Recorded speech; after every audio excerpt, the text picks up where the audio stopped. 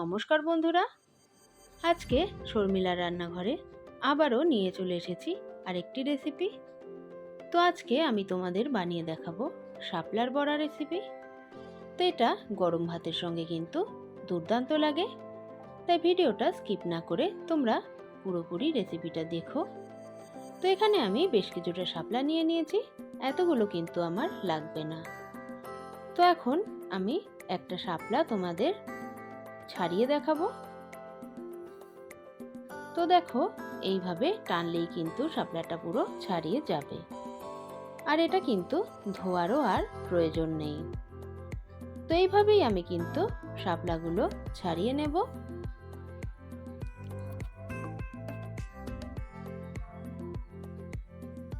আর এই শেষের দিকটা আমি একটু বাদ দেব। তো দেখো, একটা শাপলা আমার ছাড়ানো হয়ে গেছে। তো এখন আমি আর একটা শাপলা তোমাদের ছাড়িয়ে দেখাচ্ছি।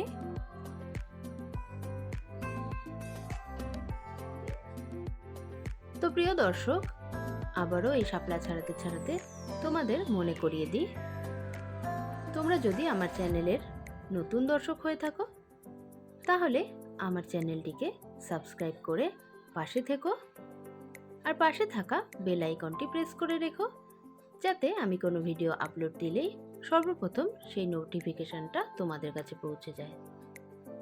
তো দেখো, আমার শাপলা ছাড়ানো হয়ে গেছে।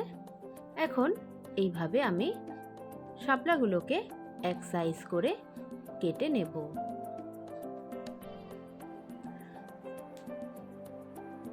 তো এই দেখো, এক সাইজ করে আমি কেটে নিয়েছি।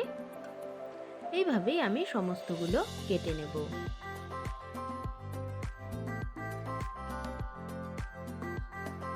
এখন এরকম একটা টুথপিক আমি নিয়ে নিলাম। এইবারে এরকম আমি গেঁথে নেব।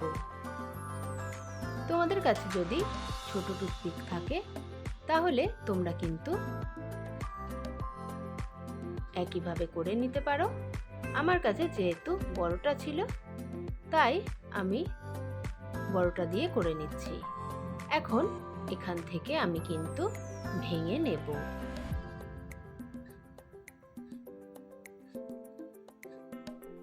ব্যাস, এই যে হয়ে গেল।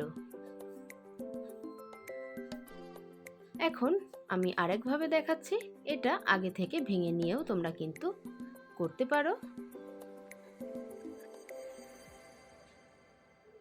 তো একইভাবে আমি কিন্তু ছোটগুলো দিয়েও করে নেব।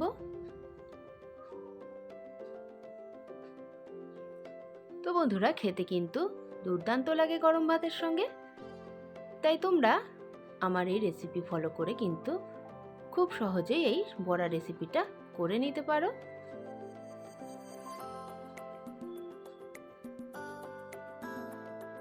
তো দেখো বন্ধুরা, আমি কিন্তু সব কটা এখানে তৈরি করে নিয়েছি। তো এখন এর মধ্যে আমি সামান্য একটু দিয়ে দেব নুন। নুনটা দিলে কিন্তু শাপলাটা বেশ নরম হয়ে যাবে। তো এইভাবে আমি কিন্তু শাপলার গায়ে নুনটা মাখিয়ে নেব।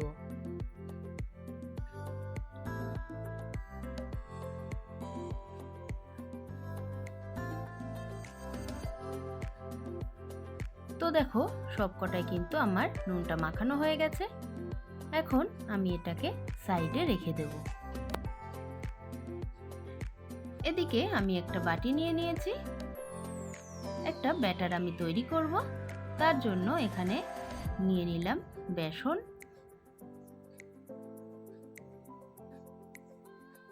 আর আমি এখানে সুজি ব্যবহার করব। তোমাদের কাছে যদি সুজি না থাকে সেই ক্ষেত্রে তোমরা চালের গুঁড়োও কিন্তু ব্যবহার করতে পারো। এখন আমি দিয়ে দিচ্ছি নুন।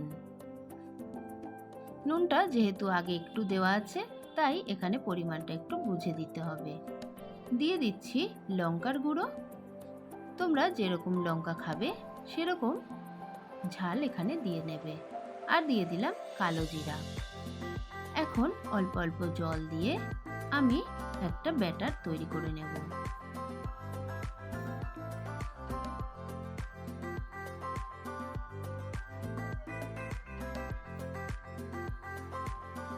তো একবারে জল দিলে কিন্তু পাতলা হয়ে যেতে পারে ব্যাটারটা, তার জন্য অল্প অল্প জল দিয়ে আমি এইভাবে কিন্তু তৈরি করে নেব।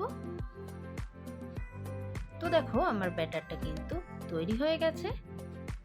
এখন আমি এর মধ্যে দিয়ে দেব একটুখানি হলুদ গুঁড়ো। হলুদ গুঁড়োটা দিয়ে আমি আবারও কিন্তু ভালোভাবে মিশিয়ে নেব। তো দেখেই বুঝতে পারছো ব্যাটারের ঘনত্বটা কিরকম, ব্যাটারটা তোমরা তৈরি করবে।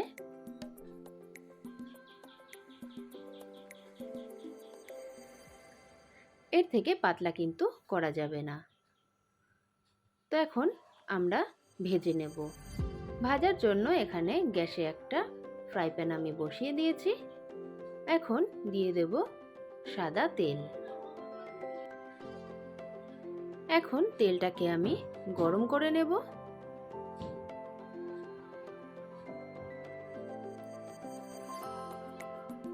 তো ব্যাটারটাকে আমি আরেকবার ফেটিয়ে নিচ্ছি। ফেটিয়ে নিয়ে এবারে শাপলা দিয়ে যেগুলো বানিয়েছিলাম সেটা আমি ব্যাটারের মধ্যে ভালোভাবে ডুবিয়ে নেব।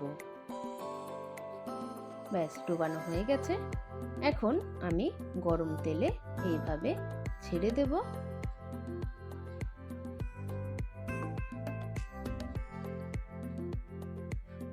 তো এই পাশে আমি আরো একটা ছেড়ে দিলাম। এইবারে আমি মিডিয়াম আঁচে এগুলোকে ভেজে নেব।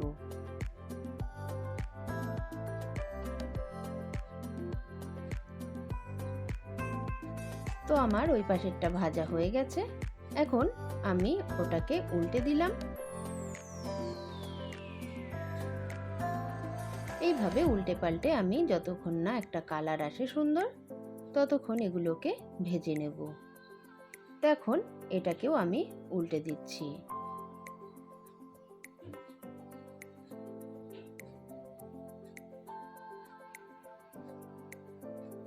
তো বন্ধুরা দেখো আমার কিন্তু দুটো বড়াই ভাজা হয়ে গেছে। এখন আমি এগুলোকে তুলে নিচ্ছি। এইভাবে আমি বাদবাকি শাপলার বড়াগুলো কিন্তু ভেজে নেব একইভাবে।